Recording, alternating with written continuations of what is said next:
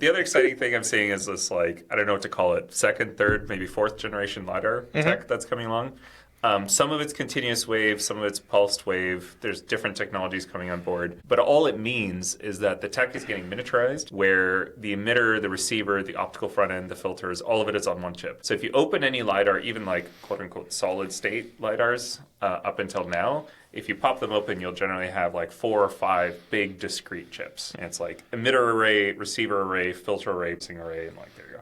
There's companies now that are outputting one chip that does literally everything on board, which is exciting for miniaturization reasons and power consumption reasons, but also actually for accuracy. So again, rule of thumb if you're doing amplifiers is the closer you are to your source, the more you amplify a clean signal, the better a clean signal comes out. Like if you're amplifying a noisy signal, you get more noise. Yep. Big surprise.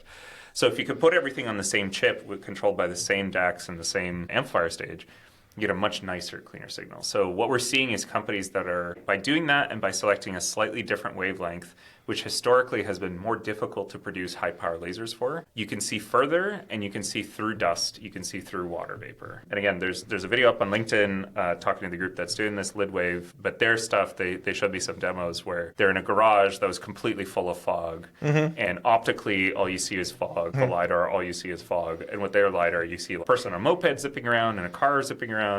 It's great. That's really, cool. really, really interesting. That's cool. And again, not terribly expensive. Being miniaturized, being on one piece means they're not looking at multi-unit calibration per piece. They're not looking at multi-lens assemblies.